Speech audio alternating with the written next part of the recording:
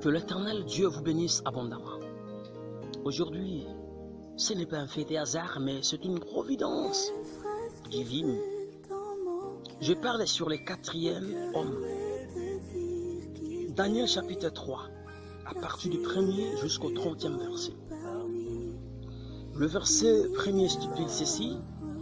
Le roi Nebuchadnezzar fit une statue d'or, haute de 60 coudées et large de 6 coudées. Il la tressa dans la vallée de Douan, dans la province de Babylone. Il avait déporté Israël à Babylone et il avait la même mise sur d'autres nations. Il avait autorisé qu'on fasse pour lui une statue qui mesure 60 coudées, parle que de 30 mètres de hauteur.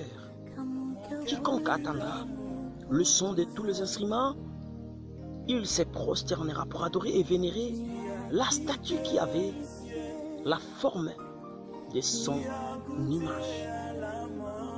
Pendant ce moment vivaient les amis de Daniel, notamment Shadrach, Meshach et Abed-Nego. Ils ont refusé d'adorer cette statue. Même devant la présence du roi, ils étaient catégoriques. Ils ont dit, nous avons qu'un seul Dieu. Il s'est révélé par notre Père Abraham, le Dieu de notre Père Isaac, le Dieu de notre Père Jacob. On n'a que lui comme référence. Le roi était énervé. Il a autorisé qu'on le jette dans la fournaise et on chauffe 7 fois la fournaise ardente. Waouh! Ne renonce pas à ta foi en Jésus-Christ. N'abandonne jamais ta foi en Jésus-Christ. Même au milieu d'une grande épreuve, ne maudis pas l'Éternel. L'Éternel, il est avec toi. Je sais, pendant qu'il fait chaud et pendant qu'il fait froid. La sorcellerie de la famille te bouscule. La coutume, n'en parlons même pas. Les mauvais cœurs de gens continuent toujours à dresser des paroles de condamnation sur ta destinée, contre toi.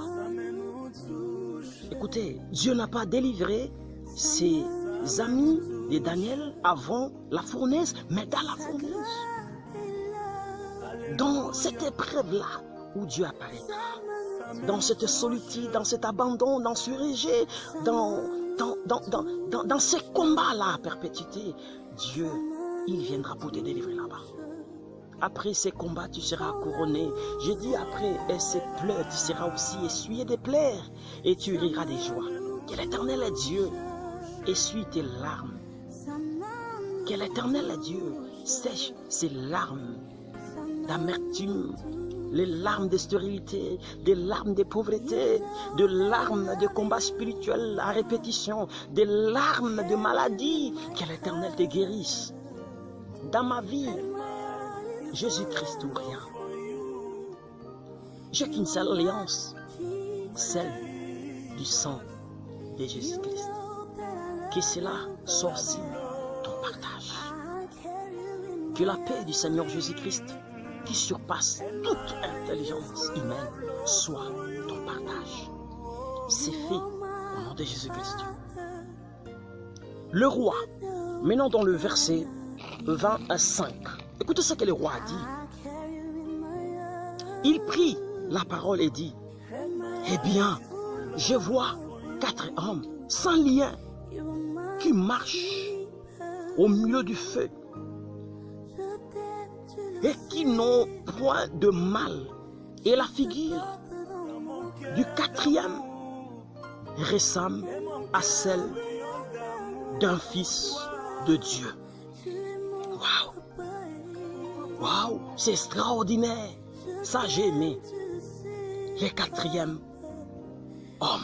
Je dis, il apparaîtra dans cette preuve, dans cet abandon. Peut-être que c'est voulu par Dieu que tu sois rejeté. C'est voulu par Dieu que tu sois né dans cette famille. On peut choisir. Je dis, le camarade, mais on ne peut jamais choisir la famille, le parent, le pays, on ne peut jamais choisir la famille, ni la tribu. C'est imposé par Dieu, c'est voulu par Dieu. Tu peux dire à cet ami, à cette femme, à cet époux, je ne veux plus de toi. Mais on ne peut jamais choisir votre tribu. Cela émane de Dieu, cela provient de Dieu. C'est le choix parfait de Dieu. C'est Dieu qui a voulu cela. Que Dieu te bénisse abondamment. Je sais que tu es aussi dans cette fournaise des malédictions, de la maladie, des combats spirituels, des maris et femmes de nuit. Tu es menacé ça et là par les esprits des mondes de ténèbres. Mais écoute-moi, j'aimerais te révéler cet homme qui apparaîtra dans cette fournaise que tu es en train de subir. Oh, je suis tellement pressé de te présenter ces quatrième homme dans Genèse. Il est le commencement de toutes choses. Dans Exode, il est l'agneau pascal. Dans Lévitique, il est le grand prêtre. Dans Nombre, il est la colonne de nuée pendant les jours et la colonne de feu pendant la nuit. Dans Deutéronome, il est le prophète. Dans Josué, il est le capitaine de notre salut. Dans Juge, il est le juge et le législateur. Dans Ruth, il est notre rédempteur. Dans 1 et 2 Samuel, il est le prophète de confiance. Dans Roi et Chronique, il est notre roi qui règne. Dans Esdras, il est le scribe fidèle. Dans Néhémie, il est le reconstructeur de murs détruits de la vie humaine. Dans Esther, il est notre Mardoché. Dans Job, notre rédempteur éternel. Dans Psaume, le bon berger. Dans Proverbe, il est notre sagesse. Dans Ecclésiaste, il est notre conseiller. Au Cantique des Cantiques, il est l'amour de l'épouse. Dans Ésaïe, il est le prince de paix. Dans Jérémie, notre justice. Dans Lamentation, il est le prophète qui plaire. Dans Ézéchiel, l'homme aux 4 visages. Dans Daniel, le 4e homme de la fournaise ardente. Dans Osée, il est le mari fidèle. Dans Joël, il est celui qui battu du Saint-Esprit et du feu. Dans Amos, il est le porteur du fardeau. Dans Abdias, le puissant sauveur. Dans Jonas, notre grand miséricorde. Dans Michée, notre messager. Dans Naoum, le vengeur des élus de Dieu. Dans Bakouk, l'évangéliste criant. Dans Sophonie, les sauveurs. Dans Agé, le rédempteur de l'héritage perdu. Dans Zacharie, la fontaine ouverte.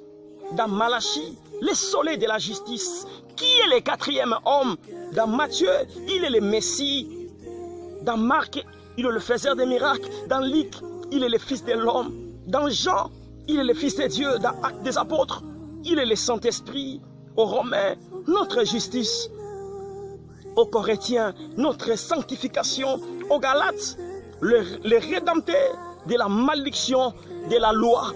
Aux Éphésiens, la richesse, je dis bien, la richesse infinie. Aux Philippiens, le Dieu qui pourvoit à tous nos besoins. Aux Colossiens, la plénitude de la divinité. Et des Thessaloniciens, notre roi qui vient bientôt. Et de Timothée, le médiateur entre Dieu et l'homme. Quitte notre fidèle pasteur Philémon, notre ami qui est plus proche de nous. Aux Hébreux, le sang de l'alliance éternelle. Jacques, le grand médecin. Et de Pierre, le grand berger. 1, 2 et 3 Jean, il est l'amour. Jude, le Seigneur venant avec 1000 de ses saints. Apocalypse, il est le roi des rois. J'ai parlé de Jésus-Christ qui est le 4e homme. Il apparaîtra dans cette fournaise de malédiction. Il apparaîtra dans cette maladie, dans ces combats spirituels agressifs. Il apparaîtra bien sûr, mais en lui ta confiance. Je dis bien en lui ta confiance. Il ne t'abandonnera jamais. Je dis bien jamais. Il est mon époux idéal. Que l'Éternel Dieu vous bénisse abondamment. Tu n'es pas seul dans cette épreuve, tu n'es pas seul dans cet esprit qui te combat, qui te menace. Tu n'es pas seul dans cette famille qui ont refusé des mariages, des stabilités, des bénédictions. Tu n'es pas seul. Je dis, confesse ce positif, confesse Jésus dans ta vie, Jésus-Christ ou rien. Que l'Éternel Dieu puisse, je dis bien, puisse te donner raison, puisse te donner la foi que tu as placée à lui, puisse te donner raison, que tu n'avais pas menti lorsque tu avais dit non à la sorcellerie et oui à Jésus, bien qu'ils ont multiplié 7 fois pour dire le chiffre de la divinité de Dieu, le chiffre absolu de la perfection de Dieu. Mais le diable a copié pour dire, moi aussi je multiplie la sorcellerie. Lorsque le diable va multiplier, et je dis bien sa sorcellerie, il va multiplier ses démons. Nous allons aussi multiplier notre Jésus-Christ. Nous allons dire Jésus-Christ ou rien. Nous allons marteler et demeurer stable et dynamique qui est dans l'alliance du sang de Jésus. Jésus-Christ et Dieu, c'est fait.